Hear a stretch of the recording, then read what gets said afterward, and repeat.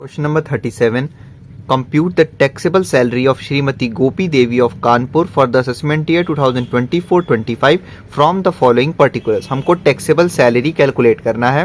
First, basic salary 16,000 per month, fully taxable into 12. Dearness allowance 4,000 per month as per the terms of employment. इसका ये मतलब है कि ये DA रिटायरमेंट है और ये भी fully taxable होता है. DA चाहे रिटायरमेंट पे हो ना हो, fully taxable होता है. ठीक है. बोनस 16,000 पर एनम है तो इंटू 12 मत कर ले रखना, ये पूरे साल का है, फुली टैक्सेबल.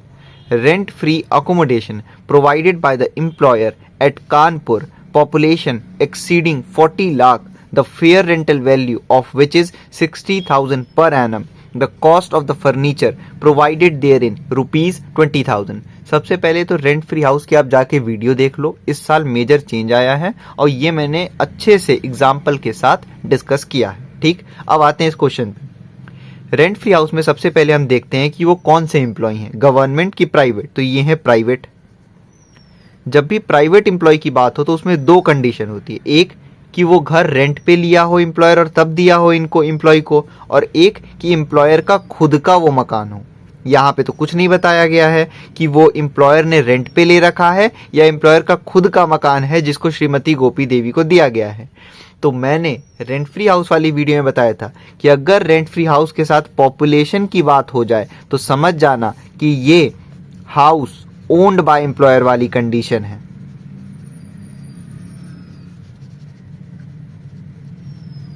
ठीक, सबसे पहले आप लिखोगे salary for rent free house और ये चीज कैलकुलेट करोगे. ठीक, उसके बाद यहां बोला है पॉपुलेशन 40 लाख. अब देखो यहाँ पे प्रीवियस ईयर है 23-24 और मैंने बताया था कि 30 अगस्त तक पुराने रेट से कैलकुलेशन होगा. ठीक है, तो देखो यहाँ पे 40 लाख से अब पॉपुलेशन इस वाले में आएगी तो सैलरी का 15% लोगे लेकिन सिर्फ 31 अगस्त तक. ठीक है, और वो कैसे होगा वो मैं कैलकुलेट करके आपको दिखाऊंगा. ठीक है, फिर उसके बाद 1 सितंबर से आप इस वाले रेट पे आ जाओगे. 40 लाख से ज्यादा है पॉपुलेशन तो सैलरी का 10%, दोनों को ऐड करना और यहाँ पे लिख देना. ठीक है, वो कैसे कैलकुलेट होगा वो सब मैं बताऊंगा. उसके बाद हम फर्नीचर लेते हैं. अब यहाँ पे बोला गया है कॉस्ट ऑफ फर्नीचर प्रोवाइडेड. तो देखो भाई, अगर फर्नीचर खुद का एम्प्लॉयर का होता है तो सीधे 10% ले लेते हैं, और जब भी कुछ नहीं मेंशन होता है सिर्फ कॉस्ट ऑफ फर्नीचर बोले तो हम मानते हैं फर्नीचर ओन्ड बाय एम्प्लॉयर है, फर्नीचर का 10% ले लेना, यहाँ लिख के ऐड कर लेना. उसके बाद अगर कोई अमाउंट एम्प्लॉय ने रेंट फ्री हाउस से रिलेटेड पे किया है तो यहाँ लेस करते, ऐसा कुछ भी नहीं है इसलिए इसको छोड़ दो. यही वाला अमाउंट हो जाएगा टैक्सेबल रेंट फ्री हाउस. दूसरी चीज, ये जो रेंट फेयर रेंटल वैल्यू दे रखा है इसका रेंट फ्री हाउस में कोई भी काम नहीं होता है, ध्यान रखना. Entertainment allowance 1,000 per month. Private employee के केस में ये फुल्ली टैक्सेबल होता है, कोई डिडक्शन नहीं मिलता है, तो ये प्राइवेट एम्प्लॉय हैं इसीलिए फुल्ली टैक्सेबल. हर contribution to recognise provident fund is at 15%. Employee का खुद का कंट्रीब्यूशन जो रिकॉग्नाइज प्रोविडेंट फंड में होता है वो हम नहीं लेते हैं क्योंकि वो सैलरी में ऑलरेडी जुड़ा रहता है. Employer's contribution to recognise provident fund is 30,000 per annum.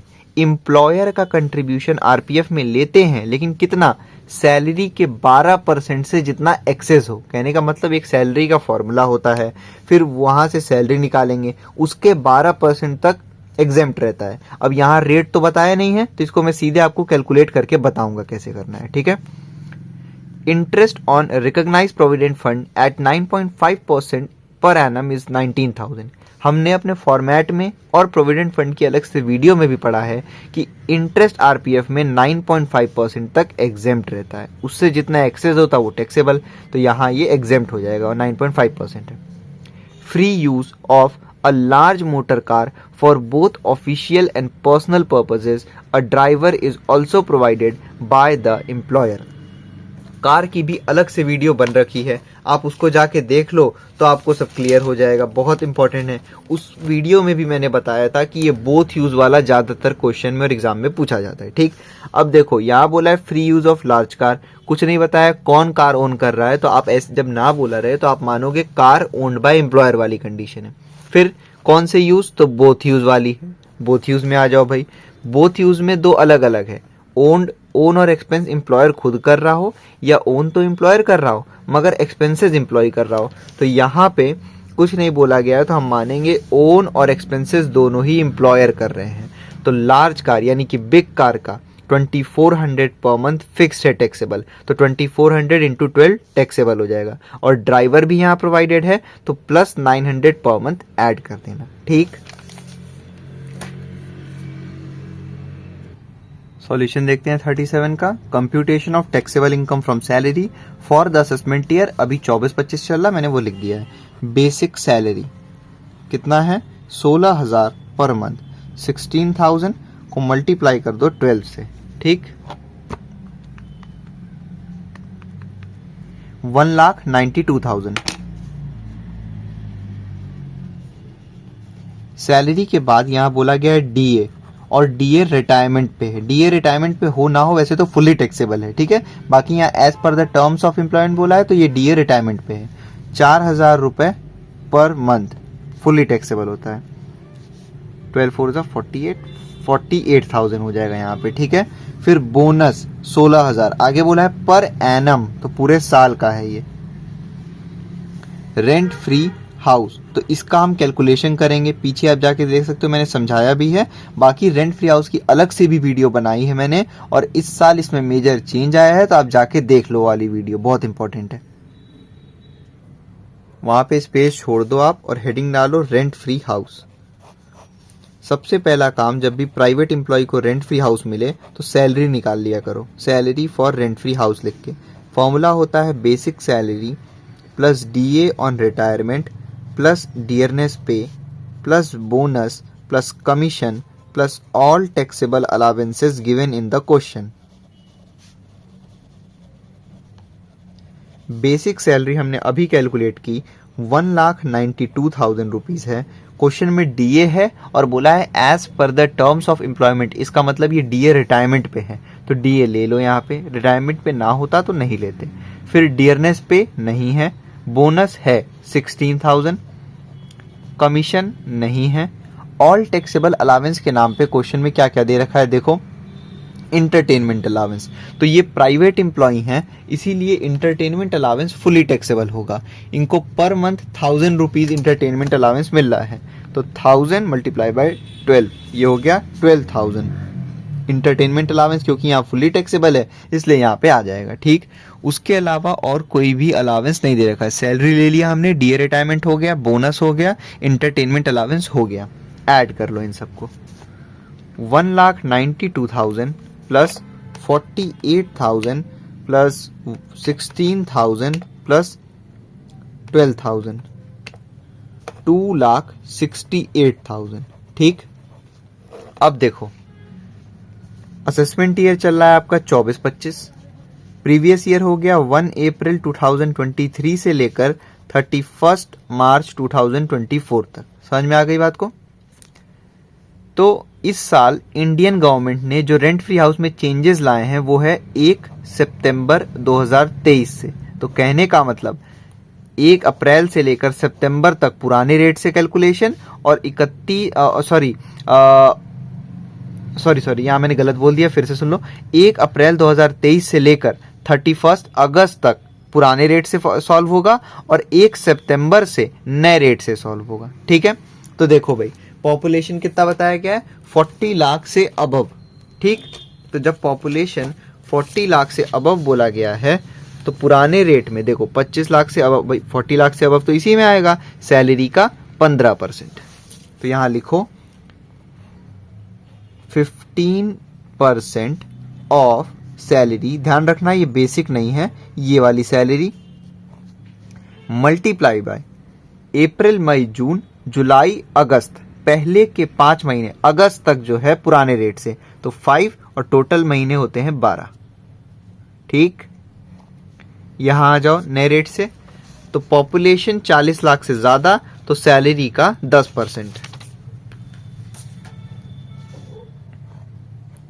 10% of salary ये वाली, मल्टीप्लाई बाय, देखो सितंबर से रूल चेंज हुआ है तो सितंबर, अक्टूबर, नवंबर, दिसंबर, जनवरी, फरवरी, मार्च। ठीक है, चलो अब इसमें वैल्यू पुट कर लो फटाफट। 15% ऑफ ये वाली salary 2,68,000 multiplied by 5 divide by 12 plus 10% of 2,68,000 multiplied by 7 divide by 12। ठीक, वैल्यू पुट कर दिया, आप सॉल्व कर लो। 2,68,000 इसका निकाल लो आप 15%, 40,200 आ गया। मल्टीप्लाई कर दो 5 से, डिवाइड कर दो 12 से, ये हो गया आपका 16,750, 16,750। अब ये वाला 2,68,000 का 10%, ये हो गया इतना, इसको मल्टीप्लाई कर दो 7 से, डिवाइड कर देना 12 से, ये हो गया आपका 15,633। ये 0.333 जा रहा है तो इसको राउंड ऑफ कर दो, इसको आप 15,633 पे छोड़ दो।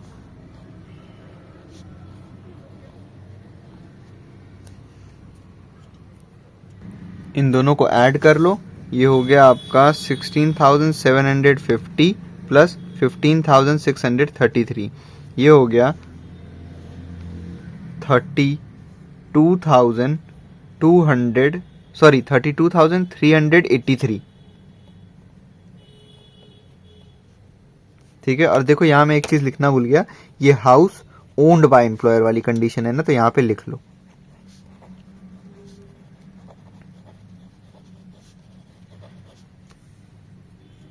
उसके बाद यहाँ पे फर्नीचर मिला हुआ है, तो वो डिपेंड करता है, अगर फर्नीचर रेंट पे लिया होता है एम्प्लॉयर ने तो फुल रेंटल वैल्यू ले लेते, लेकिन यहाँ सिर्फ बोला है कॉस्ट ऑफ फर्नीचर, तो हम मानेंगे फर्नीचर भी ओन्ड बाय एम्प्लॉयर है। तो यहाँ लिखो 10% कॉस्ट ऑफ फर्नीचर, तो फर्नीचर है 20,000 रुपए का, 10% ऑफ 20,000 कैलकुलेट कर लो, ये आ गया 2,000, इसको ऐड कर डालो आप 32,383 प्लस 2,000, ये हो गया 34,383। ये टैक्सेबल रेंट फ्री हाउस की वैल्यू आ गई।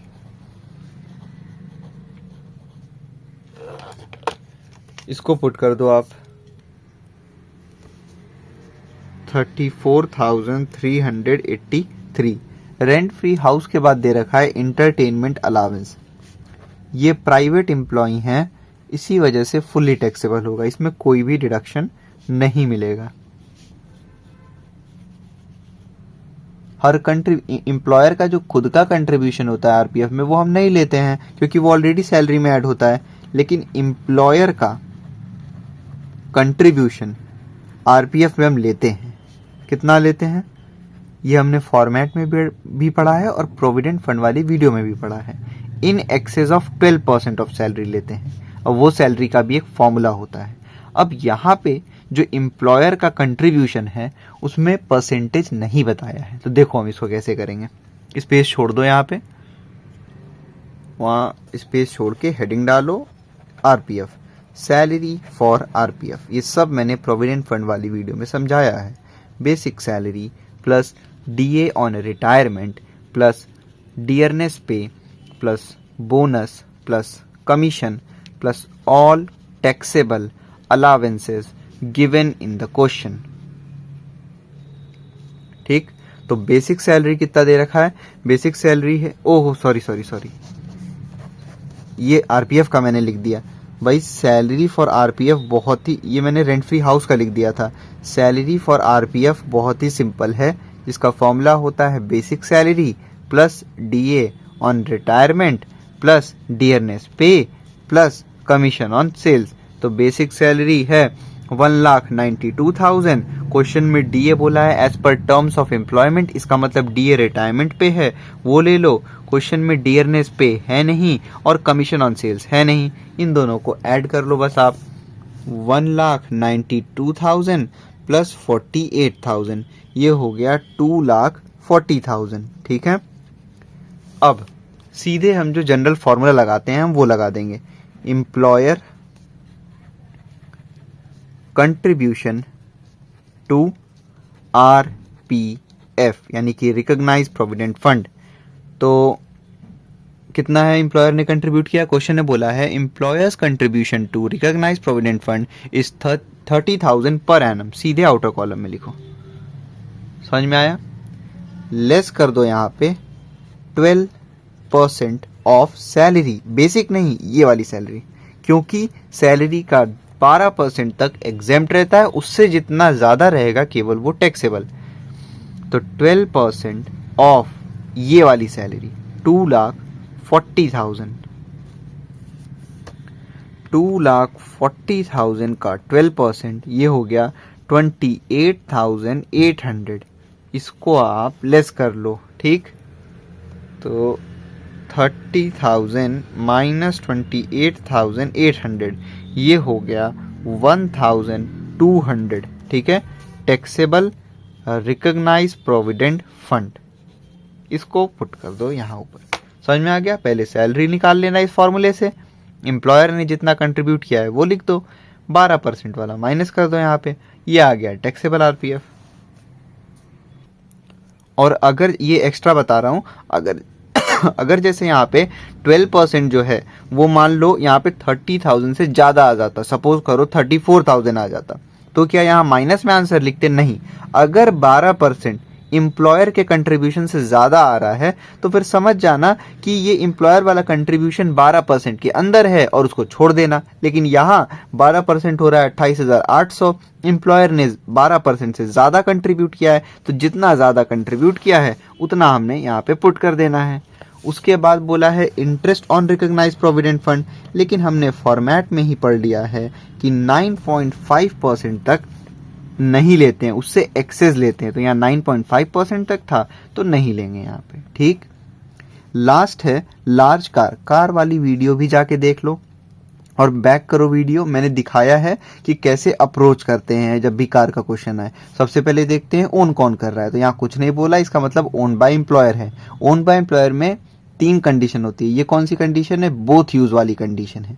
बोथ यूज में आ जाओ तो बोथ यूज में भी 2 कंडीशन होती है, ओन और एक्सपेंसेस कौन कर रहा है, तो यहाँ ओन और एक्सपेंसेस कुछ नहीं बोला है तो हम मानेंगे ओन और एक्सपेंसेस दोनों एम्प्लॉयर कर रहे हैं। तो लार्ज कार का फिक्स रहता है ऐसे कंडीशन में 2400 पर मंथ, अभी इनर कॉलम में लिखना है क्योंकि ड्राइवर भी है। 2400 इंटू 12 ये हो गया 28,800।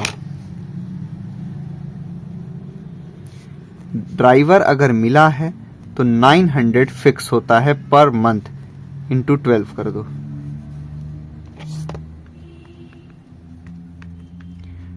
10,800। इसको लेस कर लो, सॉरी ऐड कर लो, 28,800 प्लस 10,800 ये हो गया 39,600। सब कुछ ले लिए, अब और कुछ है नहीं, ऐड कर लो इसको। 1,92,000 plus 48,000 plus 16,000 plus 34,383 plus 12,000 plus 1,200 plus 39,600 ये हो गया 343,183।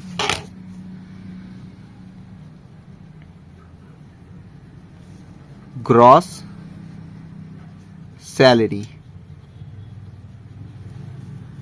लेस करो इसमें से डिडक्शन अंडर सेक्शन 16, ये मैंने फॉर्मेट में ही सब बता दिया था ये सब। तो स्टैंडर्ड डिडक्शन क्वेश्चन में फिक्स्ड होता है, गिवन हो ना हो। अभी फिलहाल इस ईयर तक तो 50,000 रुपये फिक्स्ड है, बाकी इंटरटेनमेंट अलाउंस लेस होगा नहीं क्योंकि ये प्राइवेट एम्प्लॉई हैं और प्रोफेशनल टैक्स दे नहीं रखा है इन दोनों को। इसमें से 50,000 को लेस कर लो, ये हो गया 293,183 यानी कि 2,93,183 ये हो गया टैक्सेबल इनकम फ्रॉम सैलरी।